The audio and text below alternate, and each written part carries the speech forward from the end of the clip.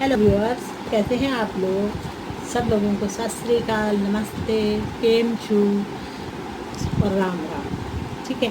और उसके बाद आज जो है मैं अपने पहले चैनल पे आपका स्वागत करती हूँ। चैनल का नाम है एक्सप्लोर विद मी और उसमें मैं आप सबका स्वागत करती हूँ। आज हम बात करेंगे एक नई बुक की जिसका नाम है टाइम मैनेजमेंट के टॉप सीक्रेट। इसके बारे में बात करेंगे।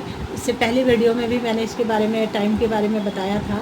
आज हम दूसरा, तीसरा, चौथा, तीन चैप्टर ही आज जो है हम इसको कवर करेंगे और जो है इसके बारे में बताएंगे।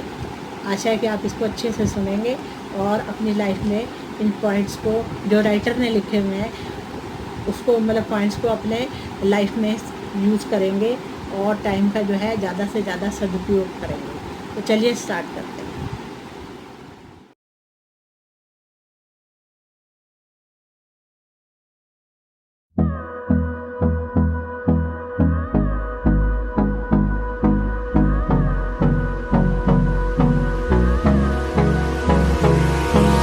Hold me close till I get up. Time is barely on our side. I don't wanna waste what's left. The storms we chase are leading us.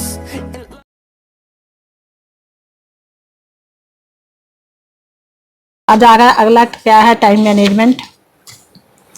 इसमें इन्होंने बड़ा अच्छा एक एग्जांपल दे रखा है कि जब मान लीजिए कि एक व्यक्ति की औसत आयु जो है 100 वर्ष है, मान लो। भाई इतनी होती नहीं है, होती तो कम ही है, 50, 60 या 70 तक होगी, इससे ज्यादा नहीं होती। इसका मतलब है कि देखिए उसके पास जीवन में एक साल में हुए 365 दिन। अगर हम एक इंसान की उम्र औसत 100 लगा लें, 100 साल लगा लें, तो 365 मल्टीप्लाई 100 तो कितना बन गया, 36,500 दिन होते हैं हमारे पास। अब इन 100 सालों में शुरू के 20 साल तो हमारी एजुकेशन में निकल जाते हैं, पढ़ाई लिखाई में।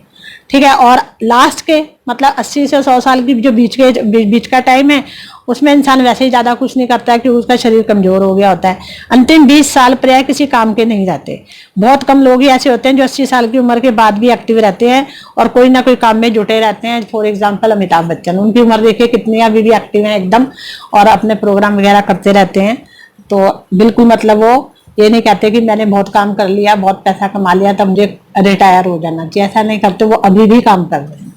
फॉर एग्जाम्पल है इसके इस प्रकार मेरा मानना है कि अगर हर इंसान के पास कुछ कर दिखाने के लिए कुछ 60 साल होते हैं, मतलब 20 शुरू के कट गए, 20 कट गए लास्ट के, तो बाकी कितने बचे, 60 बचे ना।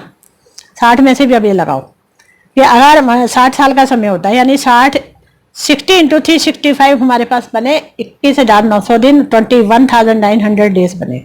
अब इस समय का लगभग आधा हिस्सा तो होता है जिसमें हमारा कोई अपना कंट्रोल ही नहीं है।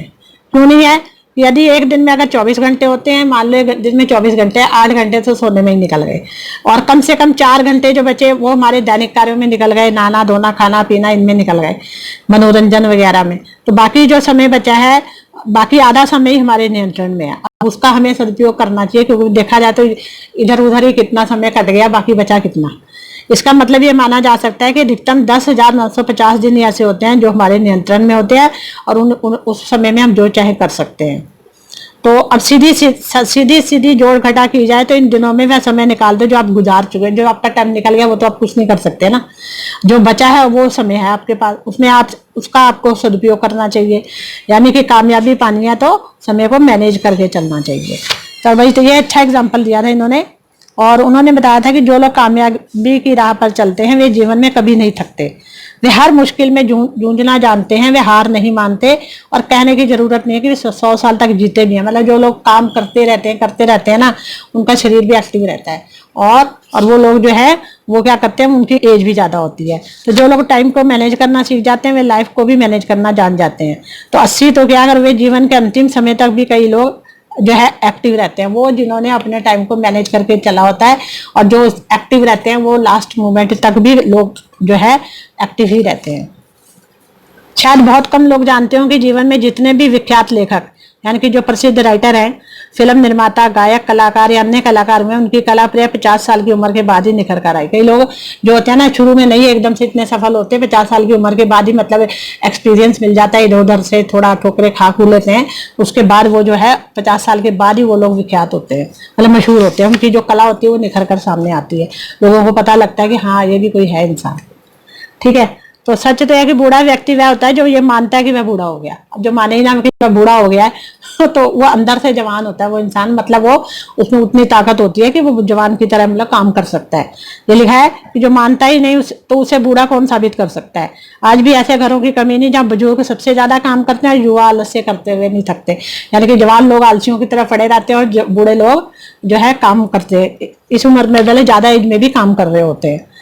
ठीक है, तो जो व्यक्ति काम में लगा रहता है, जीवन में और बेहतर करने की भावना रखता है, उसके लिए जमकर काम करने की 80 साल की उम्र भी औसत है, उसके लिए एवरेज है। वो ये नहीं कहता, जो इंसान काम करता है वो ये नहीं कहता कि मेरी इतनी उम्र है हो गई अब मेरे को रिटायर हो जानी चाहिए, मैं आराम करना चाहिए, नहीं, वो तब भी काम कर रहा होता है। फॉर एग्जाम्पल अमिताभ बच्चन ही हमारे, ठीक है, उनसे सीख लेना चाहिए कुछ। वह 100 साल तक भी काम कर सकता है, अगर उससे अधिक जिए तो उससे अधिक भी काम कर सकता है अगर उसकी एज ज्यादा हो तो। ठीक है, तो इंसान जो होता है ना वो काम से नहीं थकता, अपने विचारों से थकता है। ये राइटर ने बोला है, मैं बुक में से पढ़ के ही बता रही हूँ आपको। इंसान अपने विचारों से थकता है, अपनी सोच के कारण थकता है, काम के कारण कभी नहीं थकता। जो व्यक्ति कुछ नया कर दिखाने की ललक रखता है, जो व्यक्ति लगातार आगे बढ़ने की सोच रखता है, वह अपने शरीर को भी फिट रखने का प्रयास करता है। हस्तियां कभी जल्दी नहीं मरा करती, मरा वे लोग करते हैं जो जीवन से हार मान लेते हैं। देखिए कितनी अच्छी बात लिखी हुई है इन्होंने। और सबसे बड़ा उदाहरण तो है, हाँ ये बहुत अच्छा एक एग्जाम्पल मैं आपको देती हूँ, फौजा सिंह का एग्जाम्पल है। उनके बारे में है कि 19 अक्टूबर 2011 का दिन भारतीय इतिहास में गर्व के साथ दर्ज है। उस दिन क्या भारतीय मूल के मतलब इंडियन थे वो, और उनकी 100 साल की उम्र थी उनकी, नाम था फौजा सिंह। उन्होंने 42 किलोमीटर की मैराथन दौड़कर इतिहास रखा। 100 साल की उम्र में भी 42 किलोमीटर मतलब दौड़ के उन्होंने इतिहास रचा। फौजा सिंह को 100 साल के बुजुर्ग के बजाय जवान कहना ज्यादा उचित होगा। इस धावक ने दिखा दिया कि अगर इच्छा शक्ति हो तो उम्र इरादों को नहीं बांध सकती। वैसे देखा ये पंजाब के थे, और पंजाब के थे तो इनके क्या हुआ, इनके बेटे की डेथ हो गई, इनकी वाइफ की भी डेथ हो गई। उस समय ये बहुत ही ज्यादा उदास हो गए, बिल्कुल डिप्रेशन जैसी कंडीशन हो गई इनकी। और उसके बाद ये उनकी बेटी लंदन में रहती थी, वहां चले गए, और फिर वहां जाकर फिर धीरे धीरे इन्होंने अपने को संभाला। और पर इनको शुरू से थोड़ा बहुत दौड़ने का शौक था, तो वहां पे किसी ने, जहाँ घर के जब सारे उनके परिवार के लोग सो रहे होते थे तो वो 10 किलोमीटर दौड़ के वापस भी आ जाते थे, और फिर आके सबको कहते कि मैं 10 किलोमीटर दौड़ाया, तुम अभी तक सो ही रहे हो। तो इस तरह से इसकी जो वहां के जो लोग थे उन्होंने इनको देखा, तो इनके एक फ्रेंड थे, उन्होंने इनको बोला कि तुम रेस में क्यों नहीं पार्ट लेते। तो बस इनको जुनून सवार हो गया, तो इन्होंने छोटी छोटी रेसों में पार्ट लेना शुरू कर दिया और जीतना भी शुरू कर दिया। और धीरे धीरे मतलब कि ये वाली 42 किलोमीटर वाली रेस भी इन्होंने जीती। तो ये पंजाब में जन्मे थे। ठीक है, इनके बारे में बहुत डिटेल में नहीं मैं बता रही। इन्होंने पाकिस्तान के खिलाफ मतलब के वहां भी, पाकिस्तान में भी इन्होंने ये जो थी रेस लगाई, वहां भी रेस लगाई थी, वहां भी जीते थे वो।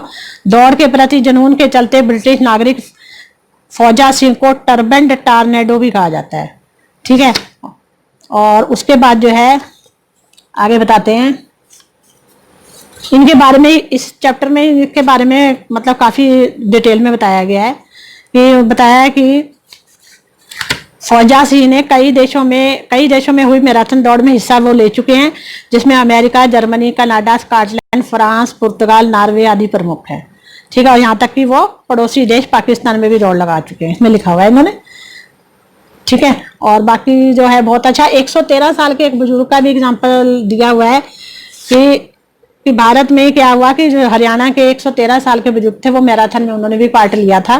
तो इस तरह से मतलब कि इतने 113 साल काफी होते हैं, पर इस उम्र में भी जाके मैराथन में पार्ट लेना ही बहुत बड़ी बात होती है।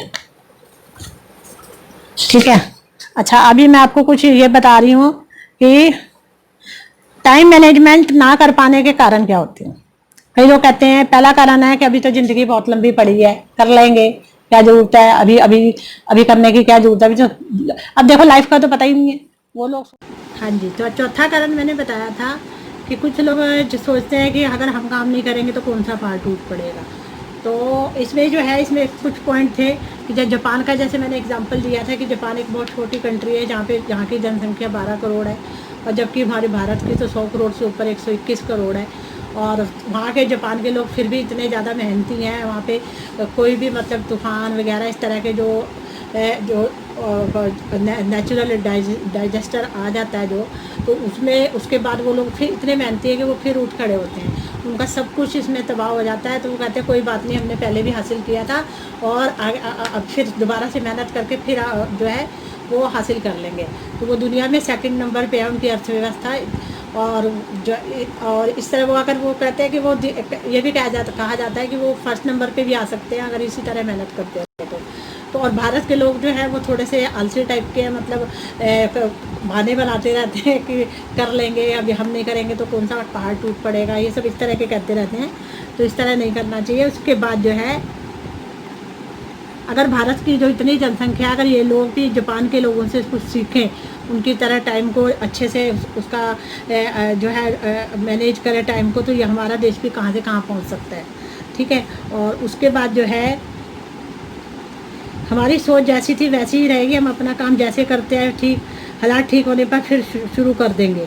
ये जो थे ये जापान के लोगों की बात है कि हमारे जब हमारी सोच जो है वो नहीं बदलती। अगर हम मेहनती हैं तो हम अगर कितना भी हमारा नुकसान हो जाए, प्राकृतिक आपदा आ जाए, हम पहले जैसे मेहनत करके हमने सब कुछ हासिल किया फिर कर लेंगे। ऐसी सोच अगर हमारे भारतीयों में भी आ जाए तो हमारे जो भारतीय हमारा इंडिया है वो कहाँ से कहाँ पहुँच जाएगा। इसके बाद अगला बताया है, नेक्स्ट है 5वां कारण है भाग्य ही बलवान है। कई लोग भाग्य के सारे बैठे रहते हैं कि हमारे तो भाग्य ही ख़राब है, हम क्या कर सकते हैं, अगर भाग्य में हो जाएगा, अब होगा तो हमें मिल जाएगा। इस तरह से कहते हैं कि भाग्य अगर प्रबल है तो काम करना ही पड़ेगा, और अगर भाग्य दुर्बल है तो काम करने का कोई फ़ायदा ही नहीं। मतलब कई लोग इस तरह की सोच रखते हैं। अगर भाग्य बलवान है तो और आपने काम नहीं किया तो भाग्य प्रबल होने का क्या अर्थ है, बताओ, आप ही बताओ। ठीक है। जैसे मतलब भाग्य के भरोसे नहीं रहना चाहिए। कहने का मतलब है कि आप भाग्य के भरोसे रहो और काम ही ना करो। अगर आपका भाग्य, जैसे कई लोग जन्म पत्री बनवाते हैं, वो उसमें लिखा होता है कि आप लाइफ में ये बनोगे, तो वो लोग अगर मेहनत ही नहीं करेंगे तो आप ही सोचो कि वो बनेंगे कैसे। मेहनत तो करनी पड़ेगी ना। उसके बाद अगला 6वां पॉइंट है कि मतलब भाग्य के भरोसे नहीं रहना चाहिए, अपना मतलब जो है कर्म करते रहना चाहिए। 6वां कारण है कि कुछ लोगों की वो अवधारणाएँ हैं, जो पहले की जो बातें हैं वो कि जैसे मतलब कि कहते हैं लोग, होई होई वही जो राम रची राखा, ओ करी तर्क बढ़ावे साखा। मतलब ये है, एक और कहावत भी है कि अजगर करे ना चाकरी, पंछी करे ना काम, दास मलुका कह गए सबके दाता राम। या फिर ये भी एक कहावत है, 12 साल में तो कोहड़ी की भी भाग्य बदल जाते हैं। कई लोग मतलब इस तरह के हैं कि भगवान जो हमें देना चाहता वही मिलेगा हमें, कि अगर हमारी किस्मत में है ही नहीं लिखा तो हमें कहाँ से मिलेगा। मतलब इस तरह की अवधारणाओं को पाल के कई लोग मेहनत नहीं करते। पर ईश्वर ने भी हमें कहा है कि हमें इंसान को मेहनत करनी चाहिए, मेहनत करेगा तभी उसका फल मिलेगा। बिना मेहनत के घर हाथ पे हाथ रख के बैठे रहने से कुछ नहीं हासिल होने वाला। तो इसी तरह से ये बुक में इतनी अच्छी अच्छी बातें लिखी हुई हैं कि हमें सबसे पहले तो अपने, अगर टाइम मैनेजमेंट करना है तो सबसे पहले तो अपनी सोच जो नेगेटिविटी है उसको दूर करना होगा। तो कि कोई काम शुरू करने से पहले अगर पहले ही आप नेगेटिव हो जाओ तो वो काम कैसे स्टार्ट होगा। हमेशा अपने काम को हमें पॉजिटिव थिंकिंग के साथ ही स्टार्ट करना चाहिए। आगे चाहे जैसा भी काम, मतलब आगे चाहे अच्छा हो चाहे बुरा हो, पर काम अच्छी सोच के साथ शुरू करना चाहिए। ठीक है। तो आज की जो वीडियो मैं यहीं तक ही रखती हूँ और आपसे मिलती हूँ नेक्स्ट वीडियो में, और उसमें फिर आगे और अच्छी अच्छी बातें बताऊँगी। तब तक के लिए टाटा, बाय बाय।